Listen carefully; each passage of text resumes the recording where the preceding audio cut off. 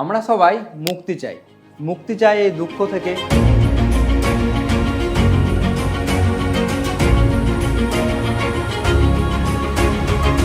তুমি কোন বস্তুকে ওপরের দিকে ছুটছো, ছোট একটা পিঁপড়ে না বড় একটা হাতি, সেটার উপর কিন্তু ডিপেন্ড করছে না। ভালো লাগা থেকে মুক্তি চাই, ভালোবাসা থেকে। তার মধ্যে দিয়ে তুমি যদি তোমার কোনো একটা বন্ধুকে সেখানে ছেড়ে দাও, তো তার অবস্থা কিরকম?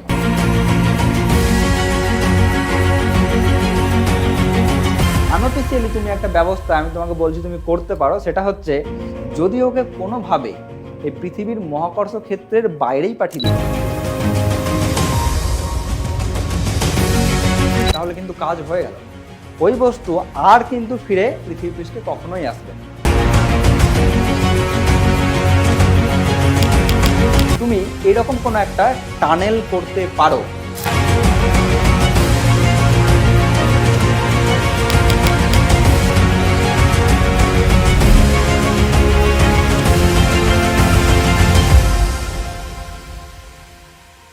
আমরা সবাই মুক্তি চাই। মুক্তি চাই এই দুঃখ থেকে, মুক্তি চাই কষ্ট থেকে, মুক্তি চাই যন্ত্রণা থেকে, মুক্তি চাই ভালো লাগা থেকে, মুক্তি চাই ভালোবাসা থেকে, মুক্তি চাই মায়া থেকে, মুক্তি চাই সব কিছু হারিয়ে ফেলার ভয় থেকে, মুক্তি চাই জিত থেকে, মুক্তি চাই হার থেকে। ঠিক এইরকমই একটা পাখিও বদ্ধ খাঁচার ভেতরে থাকতে চায় না, সে মুক্তি চায় এই খোলা আকাশে। ঠিক এইরকমভাবে যদি তুমি ভাবো আমরা সবাই পৃথিবীর ওপরে আটকে আছি কেন? কারণ পৃথিবী মহাকর্ষ বল দিয়ে আমাদের সবাইকে টেনে ধরে রেখেছে। তো যদি আমরা কোনোভাবে এই পৃথিবীর মহাকর্ষ বল বা পৃথিবীর মহাকর্ষ ক্ষেত্রের বাইরে মুক্তি পেতে চাই, তাহলে আমাদেরকে ঠিক কি করতে হবে? আবার তুমি নিশ্চয়ই কোনো ওয়াটার পার্কে গিয়েছো, তাহলে সেখানে যে স্লাইডিং থাকে, সেই স্লাইডে যখন তুমি নামো দিয়ে জলের মধ্যে পড়ো, ঠিক ওই রকমভাবে কোনো একটা আমাদের পৃথিবীর মধ্যে গর্ত খুঁড়ে যদি একটা টানেল করা হয়, তাহলে সেই টানেলে যদি তোমাকে বা কোনো একটা বস্তুকে ছেড়ে দেওয়া হয়, তাহলে তার অবস্থা ঠিক কীরকম হবে? তাহলে চলো, hello students, welcome back to Edufinity. আমি অভিজিৎ দাস। তোমাদের এই চ্যানেলে আমরা ক্লাস 11 এবং 12-এর ওয়েস্ট বেঙ্গল বোর্ডকে টার্গেট করে সেমিস্টার ওয়াইজ এবং চ্যাপ্টার ওয়াইজ ফিজিক্সের back to back video upload করব। আমরা পড়ছিলাম মহাকর্ষ চ্যাপ্টার, তার বেশ কিছু পার্ট আমরা অলরেডি পড়ে এসেছি। এই পার্টে আমরা তাহলে এই ব্যাপারগুলো নিয়ে দেখে নিই। তো ফার্স্টে আমরা যেটা দেখব সেটা হচ্ছে, যদি তুমি এরকম কোনো একটা টানেল করতে পারো থ্রু দ্য আর্থ, মানে পৃথিবী পৃষ্ঠকে খুঁড়ে তুমি যদি একটা টানেল করো এবং সেই টানেলের আর এক প্রান্ত গিয়ে যদি ওপেন হয় পৃথিবীর উল্টো দিকে, মানে ব্যাপারটা কীরকম?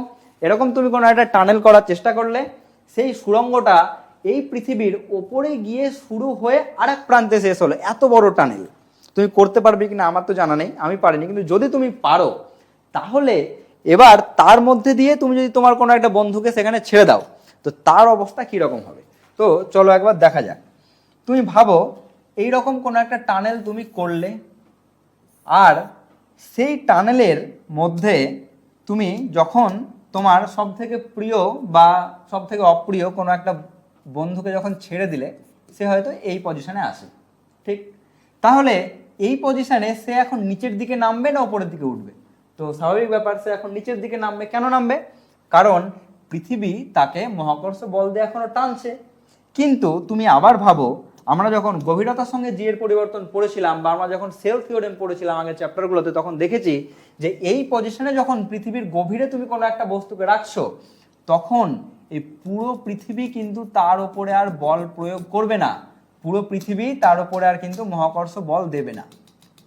তার উপরে এই বাইরের পোর্শনের যে এই পৃথিবীর যেই পোর্শনটা এই বাইরের দিকে থেকে গেল, এই পোর্শনটা কিন্তু আর মহাকর্ষ বল দেবে না। দেবে কে? দেবে শুধুমাত্র এই ভেতরের পোর্শনটা। ক্লিয়ার? দেবে শুধুমাত্র এই ভেতরের পোর্শনে পৃথিবীর যতটা ভর আছে, ততটা ভর এই তোমার এই বন্ধুর ওপরে মহাকর্ষ বল প্রয়োগ করবে। তাহলে আমি ধরে নিলাম যে এই ডিস্টেন্সটা এখন হলো পৃথিবীর সেন্টার থেকে তোমার এই বন্ধু এক্স দূরে আছে। ক্লিয়ার? তাহলে তার উপরে পৃথিবীর মহাকর্ষ বল কত হবে বলো তো? জি, তোমার বস্তুর মানে তোমার বন্ধুর ভর যদি হয় স্মল এম, আর এই পরিমাণ পৃথিবীর ভর আমি ধরে নিলাম এম ড্যাশ, তাহলে জি এম এম বাই তোমার বস্তু এখন পৃথিবীর সেন্টার থেকে কত দূরে আছে? তাহলে তোমার বন্ধু এক্স দূরে আছে, তাহলে এক্স স্কোয়ার। তাহলে এটা। এবার তুমি এখানে এই যে পৃথিবীর আমরা ভরটা ধরে নিলাম, এর ভ্যালু বসাও। তাহলে জি স্মল এম, পৃথিবীর এই পরিমাণ অংশের ভর আমরা কত পাবো?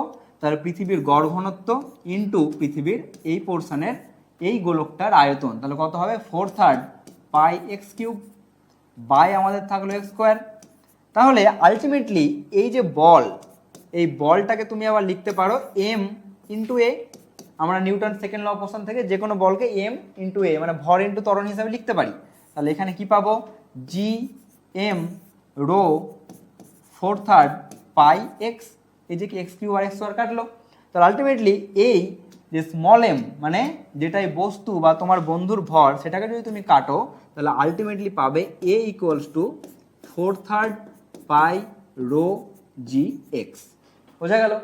তাহলে এই জায়গা থেকে তুমি কি পাচ্ছ যে এই যে 4/3 পাই রো জি এই সবটা কিন্তু কনস্ট্যান্ট। তাহলে আলটিমেটলি পাচ্ছ ত্বরণ ভ্যারিজাস এক্স। আর এই লাইনটা হচ্ছে খুব ইম্পর্টেন্ট। যখন তোমরা সাউন্ড পড়বে বা সিম্পল হারমোনিক মোশন পড়বে, তখন তুমি দেখবে যদি কোনো বস্তুর ওপর ক্রিয়াশীল ত্বরণের মান তার সরণের সঙ্গে সমানুপাতিক হয়, যে কোনো কোথাও যদি ত্বরণ ভ্যারিজাস সরণ হয়, তাহলে তার গতিকে আমরা বলবো কি? তার গতিকে আমরা বলবো এসএইচএম বা সিম্পল হারমোনিক মোশন বা সরল দোলগতি। বোঝা গেল? তাহলে তোমার এই বস্তুটার মানে তোমার এই বন্ধুটার অবস্থা কিন্তু খুব খারাপ। কেন? সে একবার নামবে। সরল দোলগতি মানে সেটা একটা পর্যায়ক্রমিক গতি বা একটা রিপিটেড মোশন বা একটা পিরিয়ডিক মোশন। সে যাবে আসবে, যাবে আসবে। বোঝা গেল? মানে এই টানেল দিয়ে ঠিক এইরকম, এই দেখো তোমার বন্ধু ওঠানামা করছে, তাহলে একবার উঠছে নামছে, এই হবে তার অবস্থা। এবার এইভাবে যদি বস্তুটা ওঠানামা করে, তাহলে আমি এই বস্তুটার উঠতে বা নামতে টোটাল সময় কতটা লাগবে কি করে বার করব? তাহলে আমি এখানে পাবো যে টি, এই সরল দোলগতির যেটা পর্যায়কাল সেটার আমরা তার ফর্মুলা সাউন্ডে পাবো, সেটা হয় 2 pi root L by a. তাহলে এখানে তুমি এল বা এটাকে এক্স ধরতে পারো, তাহলে 2 pi root x by a. Clear? সরণ বাই ত্বরণ, এটা হচ্ছে স্ট্যান্ডার্ড ফর্মুলা। তোমরা এসএইচএম যখন পড়বে তখন তুমি পেয়ে যাবে। তাহলে এখানে যদি তুমি ভ্যালু বসাও, তাহলে 2 পাই রুট, আচ্ছা এক্স বাই এ এর ভ্যালু কত হবে এই লাইন থেকে? তাহলে এই লাইন থেকে তুমি পাবে x by a equals to x by a, তাহলে কত হবে? 3/4 পাই রো ক্যাপিটাল জি। বোঝা গেল? এই লাইন থেকে পেলাম। তাহলে সেই ভ্যালুটাকে তুমি এখানে পুট করো, তাহলে তুমি পাবে 3/4 pi rho capital G. Clear? এবার তুমি এখানে আবার 2 পাইটা রেখে দাও, 3টা রাখো, তুমি রো এর ভ্যালু পুট করো। আমরা পৃথিবীর গড় ঘনত্ব তার ইকুয়েশন কিন্তু আমরা অলরেডি একটা ভিডিওতে পেয়েছি, তাহলে সেটার ভ্যালু কত হয় আমরা জানি। বাকিটা লিখলাম রো, তাহলে রো এর ভ্যালু আমরা জানি 3 small G by 4 pi R capital G. তাহলে সেটা আবার বাইয়ের ওপরে উঠে যাবে, তাহলে কত হবে? 4 pi capital R capital G. Clear? তাহলে এখান থেকে যদি তুমি কাটো, তাহলে আলটিমেটলি তুমি পাবে এখানে কি সব কেটে যাবে, তোমার পড়ে থাকবে equals to 2 pi root r by g. বোঝা গেল? তাহলে তুমি আলটিমেটলি ক্যাপিটাল টি বা পর্যায়কালের ফর্মুলা পেলে 2 পাই রুট আর বাই জি। দেখবে বাদ বাকিগুলো সব কেটে যাবে। তাহলে এই টি মানে যেই তার একটা পূর্ণ দোলন, মানে তোমার এই বন্ধুর পূর্ণ দোলন মানে সে একবার পুরো নামবে, আবার তোমার সঙ্গে দেখা করতে উপরে আসবে, এই এতটাতে ওর যে টোটাল টাইম লাগবে সেটাকে আমরা বলি একটা পূর্ণ দোলন কাল। তাহলে তার ইকুয়েশন আমরা কি পেলাম? তার ইকুয়েশন পেলাম 2 পাই রুট আর বাই জি। তাহলে এখানে আর এর ভ্যালু তুমি বসাও, তাহলে আর মানে হচ্ছে পৃথিবীর ব্যাসার্ধ, সেটা আমরা জানি কত? 6400 কিলোমিটার, মানে এটা ইন্টু 10⁻³ আর জি এর ভ্যালু আমরা কত জানি? 9.8। এবার এই পুরো ভ্যালুটা বসে তুমি যদি পায়ের ভ্যালু 3.14 বসে যদি ক্যালকুলেট করো, তাহলে দেখবে তুমি টি এর মান পাবে 1 ঘন্টা 24 মিনিট 38 সেকেন্ড 38 সেকেন্ড। ওকে? তার মানে বুঝতে পারছো তোমার এই বন্ধুটা 1 ঘন্টা 24 মিনিট 38 সেকেন্ডে একবার এই প্রান্ত থেকে এই প্রান্ত যাবে, আবার ঘুরে চলে আসবে। তাহলে তুমি যদি ভাবো যে পৃথিবীর এক প্রান্ত থেকে আর এক প্রান্ত জাস্ট যেতে কতটা সময় লাগবে, তাহলে নিশ্চয়ই এর অর্ধেক হবে। তাহলে এক প্রান্ত থেকে আর এক প্রান্ত যেতে যে সময়টা লাগবে সেটা হবে অ্যাকচুয়ালি টোটাল টাইমের অর্ধেক, অর্থাৎ এই 1 ঘন্টা 24 মিনিট 38 সেকেন্ডের অর্ধেক করলে তুমি পাবে মোটামুটি 42 মিনিট। তাহলে বুঝতে পারছো, তোমার যদি মনে হয় যে তোমাকে খুব তাড়াতাড়ি আছে, তুমি অনেকটা ডিস্টেন্স ট্রাভেল করবে, তো চাইলে এরকম একটা টানেল তুমি বানিয়ে রাখতে পারো। তাহলে তুমি 24 মিনিটে পৃথিবীর এক প্রান্ত থেকে আর এক প্রান্তে সেফলি পৌঁছে যেতে পারবে। ওকে, এটা আমি আনঅফিসিয়ালি বললাম, তোমরা আবার ট্রাই করো না। এবার চলো আমরা নেক্সট টপিক দেখি, সেটা হচ্ছে সিম্পল পেন্ডুলাম। আমরা এই যে সরল দোলক পড়ি, সরল দোলক মানে কি, তুমি কোনো একটা ভর, কোনো একটা বল, কোনো একটা বব, কোনো একটা ভরকে তুমি একটা সুতো দিয়ে ঝুলিয়ে ভারহীন এবং অপ্রসর্য, মানে যে সুতোর অ্যাকচুয়ালি ভার খুব অল্প বা নেই বলতে গেলেই চলে, এবং যেটা স্ট্রেচেবল না, মানে টানলে ছোট বড় হবে না, সেরকম কোনো একটা সুতো দিয়ে একটা গোলককে তুমি ঝুলিয়ে যদি এইভাবে একটু টেনে ছেড়ে দাও, তাহলে সে এই যে ওঠানামা করবে, এই যে তার দোলনটা দেবে, এটাকে আমরা বলি সরল দোলগতি। এই যে সরল দোলক, এই সরল দোলকের জন্য আমরা 4টে ফর্মুলা পাই। ফার্স্ট ফর্মুলা কি? ফার্স্ট হচ্ছে ল অফ আইসোক্রোনিজম বা সমকাল সূত্র। মানে কি বলছে, এই দোলকটার দোলন কাল, অর্থাৎ এই যে দোলক ছিল সে এইভাবে আসছে, আবার সে এইভাবে যাচ্ছে, তো তার এই অ্যাঙ্গেলটা যদি লেস দেন 4 ডিগ্রি হয়, ক্লিয়ার, বোঝা গেল? তার এই অ্যাঙ্গেলটা, ম্যাক্সিমাম অ্যাঙ্গেলটা যদি 4 ডিগ্রি অপেক্ষা কম হয়, তাহলে আমি বলতে পারবো এই সমকাল সূত্র অনুযায়ী যে এর এই যে দোলনকাল মানে তাহলে দোলনকাল মানে কি বললাম, একটা পূর্ণ দোলন তাকে সম্পন্ন করতে হবে, মানে একবার আসবে আবার যাবে।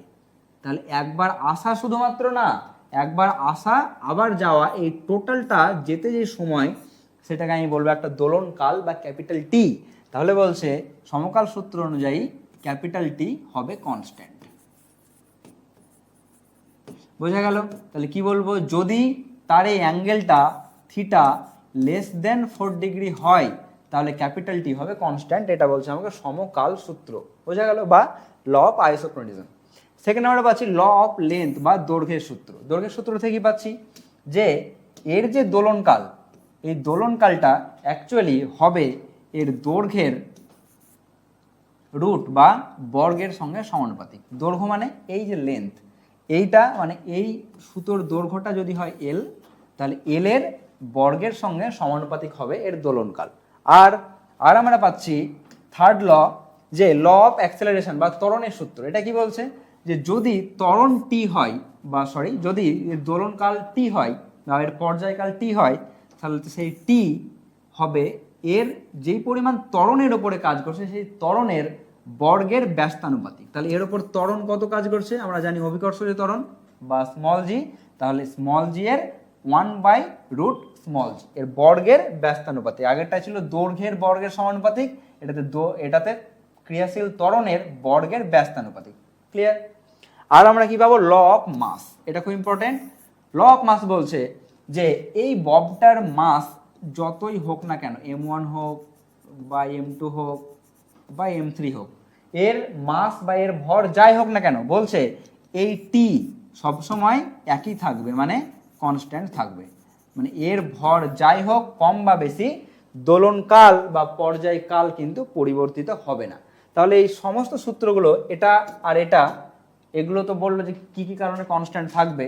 এই দুটো ফর্মুলাকে আমরা যদি একসঙ্গে মার্জ করি, তাহলে আমরা কি পাবো, টি ভ্যারিজাস √L/g। এটা কনস্ট্যান্ট দিয়ে জানো মাল্টিপ্লাই করতে হবে, তাহলে কনস্ট্যান্টটাকে এখানে আমরা চুজ করবো 2π। তাহলে 2π√L/g, এটা হলো টি ইকুয়ালস টু, তাহলে এটা আমরা পেলাম যে কোনো একটা সরল দোলকের পর্যায়কাল বা দোলনকালের যেই ফর্মুলা, সেটা হলো capital T equals to 2π√L/g। বোঝা গেল? তাহলে এটা হলো আমাদের সরল দোলক এবং তার রিলেটেড 4টে ফর্মুলা। নেক্সট টপিক আমরা যেটা বলছিলাম কি, মুক্তিবেগ। মানে তুমি চাও যে তোমার কোনো একটা প্রিয় বা প্রিয় তো হবে না, তোমার কোনো একটা অপ্রিয় বস্তুকে তুমি এই পৃথিবীর যে মায়া বা পৃথিবীর যে অভিকর্ষ ক্ষেত্র বা মহাকর্ষ ক্ষেত্র, এই আকর্ষণ বল, তার থেকে মুক্তি দিতে। মানে তুমি চাও তাকে আর কোনোদিন না দেখতে, তাই আনঅফিসিয়ালি তুমি একটা ব্যবস্থা আমি তোমাকে বলছি তুমি করতে পারো। সেটা হচ্ছে যদি ওকে কোনোভাবে এই পৃথিবীর মহাকর্ষ ক্ষেত্রের বাইরেই পাঠিয়ে দিতে পারো, তাহলে সে আর কোনোদিন ফিরেই আসবে না। তুমি একটা বলকে ওপরের দিকে ছোড়ো, কিন্তু যত জোরে ছোড়ো সে আবার দেখবে ততটাই পরে আবার তোমার কাছে কিন্তু ব্যাক আসে। কিন্তু আমি সেই বলটাকে ঠিক কতটা জোরে ছুড়বো যাতে সে আর ব্যাক আসবেই না, এই পৃথিবীর বাইরেই চলে গেল, তাহলে সেই জিনিসটা চলো দেখা যাক। তাহলে সেটাকে আমরা বলবো কি এসকেপ ভেলোসিটি বা মুক্তিবেগ। মানে যেই মিনিমাম বেগ বা যেই ন্যূনতম বেগ বা মিনিমাম ভেলোসিটি নিয়ে কোনো একটা বস্তুকে তুমি সোজা পৃথিবী থেকে ওপরের দিকে ছুড়লে সে এই পৃথিবীর পুরো মহাকর্ষ ক্ষেত্রেরই বাইরে চলে যায়, অর্থাৎ আর কোনোদিন এই পৃথিবীর দিকে ফিরে আসবে না, সেই ন্যূনতম বেগকে আমি কি বলবো? মুক্তি বেগ। অর্থাৎ তাকে আমি মুক্তি দিলাম, তাই না? তাহলে মুক্তি বেগ বা আমি তাকে বলবো এসকেপ ভেলোসিটি, যেটাকে আমি লিখবো ভি সাফিক্সে স্মল ই। বোঝা গেল? এবার এই মুক্তি বেগের রাশিমালা বা ভ্যালু অ্যাকচুয়ালি তোমার তো জানতে খুব ইচ্ছে হচ্ছে আশা করি। তাহলে এটা অ্যাকচুয়ালি কত হবে? তাহলে আমি ধরলাম যে এটা হলো আমাদের মাদার আর্থ বা পৃথিবী। এবার এই পৃথিবী থেকে তুমি চাইছো এই বস্তুটা এখানে আছে, তোমার সেই অপ্রিয় বস্তু যাকে তুমি আর কোনোদিন দেখতে চাও না, সেই বস্তুটা সাপোজ এখানে আছে। মানে কোথায় আছে? আছে এই পৃথিবীর কেন্দ্র থেকে এই পৃথিবীর ব্যাসার্ধ তো ক্যাপিটাল আর, আর তুমি তাকে আরেকটু ওপরে এক্স দূরে রেখেছো। কিন্তু তুমি চাইছো যে না, এক্স দূরে তো না, তাকে আমি একদম অনেক দূরে পাঠিয়ে দেবো। মানে কোথায়? তাকে আমি অসীমে পাঠিয়ে দেবো। ক্লিয়ার? তো তুমি এখন যদি এই বস্তুটাকে একটু ডিএক্স পরিমাণ ওপরের দিকে সরাও, তাহলে তোমাকে কতটা কার্য করতে হবে? তাহলে সেই কার্যকে আমি ধরলাম ডিডাব্লিউ। তাহলে এই কার্য অ্যাকচুয়ালি কতটা? তাহলে সে যখন এক্স পজিশনে ছিল তখন তাকে পৃথিবী কতটা বল দিয়ে নিজের দিকে টানছিল? তো জি, এটা যদি পৃথিবীর ভর হয় ক্যাপিটাল এম, আর তোমার এই বন্ধু বা এই বস্তুর ভর যদি হয় স্মল এম, তাহলে আমি কি পাবো? জি এম এম বাই সে এখন কত দূরে ছিল? সে এখন ছিল, আমি এটাকে ধরে নিলাম টোটালটাকে স্মল আর, তাহলে সে এখন ছিল স্মল আর দূরে, তাহলে আর স্কোয়ার হলো। এবার তুমি এই বস্তুটাকে কি করেছ? এই বস্তুটাকে তুমি আর একটু ওপরের দিকে নিয়ে গেলে, সেটা কতটা? ডিআর পরিমাণ। ক্লিয়ার? তাহলে ডিআর পরিমাণ যখন তুমি তাকে ওপরের দিকে নিয়ে গেলে, তাহলে তোমাকে কার্য কতটা করতে হলো? তো কার্য হলো বল ইন্টু সরণ। তুমি তাকে ডিআর পরিমাণ সরালে, তাহলে বল ইন্টু সরণ হলো আমার এই কার্য। ক্লিয়ার? কিন্তু তুমি এখন চাইছো যে আমার টোটাল আমাকে কতটা কাজ করতে হবে দেখি তো। মানে টোটাল বলতে তুমি এই বস্তুটাকে এখন এই পজিশন থেকে পুরো ইনফিনিটিতে পাঠিয়ে দিতে চাইছো, তাহলে তোমাকে কাজ কতটা করতে হবে? তাহলে এই যে কাজ আমরা পেলাম বা কৃতকার্য পেলাম, তার ইন্টিগ্রেশন করো। তুমি যখন টোটাল কার্য পেতেই চাইছো, তাহলে তুমি এটা ইন্টিগ্রেশন করো। তাহলে ইন্টিগ্রেশন লিমিট আমরা কোথায় রাখবো? তুমি কোথা থেকে শুরু করলে সমস্ত কিছু করা? তো তুমি শুরু করলে ভূপৃষ্ঠ থেকে, কারণ তুমি ভূপৃষ্ঠেই তো তোমার বস্তুটা আছে যাকে তুমি এখন অসীমে পাঠাবে। তাহলে তার ইনিশিয়াল পজিশন, তার প্রাথমিক অবস্থান কোথায়? প্রাথমিক অবস্থান হচ্ছে ভূপৃষ্ঠে। তাহলে তুমি তাকে পাঠাতে চাও ইনফিনিটিতে, তাহলে এটা হলো তোমার ইন্টিগ্রেশনের limit from R to infinity. এবার এটা ইন্টিগ্রেশন করলে কী পাবে বলো? ইন্টিগ্রেশন করলে তোমার জি এম এগুলো শব্দ তোমার বাইরে চলে আসবে, জি এম স্মল এম। তাহলে তোমার আলটিমেটলি ইন্টিগ্রেশনের মধ্যে পড়ে থাকবে ইন্টিগ্রেশন 1/r² dr, লিমিট হলো ক্যাপিটাল আর টু ইনফিনিটি। তাহলে এই ইন্টিগ্রেশনের ভ্যালু কত হবে? জি এম স্মল এম এর ভ্যালু কত? -1/r। আচ্ছা, 1/r² ইন্টিগ্রেশন -1/r, আশা করি তোমরা জানো। লিমিট বসবে ফ্রম আর টু ইনফিনিটি। তাহলে যদি এর ভ্যালু বসাও, তাহলে আমি পাবো জি এম স্মল এম, তুমি কত পাবে? তাহলে এটার ভ্যালু পাবে 1/r। আপার লিমিট মাইনাস লোয়ার লিমিট করে তুমি পাচ্ছ 1/r। বোঝা গেল? তাহলে ফাইনালি তুমি এই কার্যের ভ্যালু পেলে ডাব্লিউ ইকুয়ালস টু, ফাইনালি তুমি এই ডাব্লুর ভ্যালু কত পেলে? ডাব্লিউ ইকুয়ালস টু পেলে G M small m by r. তার মানে তোমাকে এতটা কার্য যদি তুমি করতে পারো, তাহলে এই বস্তুটাকে তুমি খুব সহজেই পৃথিবী পৃষ্ঠ থেকে একদম ইনফিনিটিতে পাঠিয়ে দিতে পারবে। তাহলে ইনফিনিটি মানে সেখানে তো পৃথিবীর মহাকর্ষ ক্ষেত্র শেষ, তাহলে সেখানে একবার যদি বস্তুটা পৌঁছে যায় সেখান থেকে আর ফিরে আসতে পারবে না। সিম্পল। মানে অ্যাকচুয়ালি কি, অ্যাকচুয়ালি ইনফিনিটি তো অ্যাকচুয়ালি এক্সিস্ট করে না, মানে অ্যাকচুয়ালি এক্সিস্ট করে কিন্তু তুমি তো সেটা ক্যালকুলেশনের মধ্যে আনতে পারবে না। তার মানে তুমি যদি তাকে এতটাই দূরে পাঠাচ্ছ যেখানে সে একবার পৌঁছে গেলে সে আর এই মহাকর্ষ ক্ষেত্রের মধ্যে আসবে না। বোঝা গেল? তাহলে এই যে কার্যর ভ্যালুটা তুমি পেলে, এতটা কার্য তুমি অ্যাকচুয়ালি করবে কি করে? তো করার জন্য তোমার হাতে তো একটাই উপায়, সেটা হচ্ছে বস্তুটাকে তুমি ওপরের দিকে ছুড়বে। তাহলে যখনই তুমি একটা বস্তুকে ওপরের দিকে ছুড়ছো, বস্তুটার ভর যদি আমি এম ধরি, তাহলে তুমি তাকে যখন ওপরের দিকে ছুড়ছো তখন তাহলে অ্যাকচুয়ালি তুমি তাকে কোন শক্তি সাপ্লাই করছো বা তুমি কোন এনার্জি তাকে সাপ্লাই করছো? খুব সিম্পলি তোমরা বলবে, স্যার আমি ওকে গতি শক্তি দিচ্ছি। তুমি বেগ দিয়ে ছুটছো মানে গতি শক্তি দিচ্ছি। তাহলে আমি ধরলাম যে তাকে তুমি এই ভি পরিমাণ বেগ দিয়ে ওপরের দিকে ছুড়লে। তাহলে ভি পরিমাণ বেগ দিয়ে ওপরের দিকে ছুড়লে তার অ্যাকচুয়ালি গতিশক্তি কত হবে? তাহলে গতিশক্তি হবে half M V square. Clear? তাহলে এই পরিমাণ গতিশক্তিই তো ওকে এই কার্যটা করতে হবে। তাহলে এই পরিমাণ গতিশক্তি দিয়ে ওকে এই কার্যটা করতে হবে, তাহলে এই দুটোকে সমান হতে হবে। তাহলে আমি ফাইনালি কি লিখতে পারি? ফাইনালি আমি লিখতে পারবো যে এটা তুমি 1 নম্বর পেলে আর এটা তুমি 2 নম্বর পেলে। তাহলে এই দুই জায়গা থেকে আমি কি লিখতে পারি যে তোমার এই নিশ্চয়ই হাফ এম ভি স্কোয়ার এটাকে হতে হবে কত? G M small m by r এর সঙ্গে সমান। তাহলে এখান থেকে কি হবে, তোমার এই স্মল এমটা কাটবে বস্তুর ভর, তাহলে তুমি আলটিমেটলি পাবে v square equals to G M r এখানে একটা 2। ক্লিয়ার?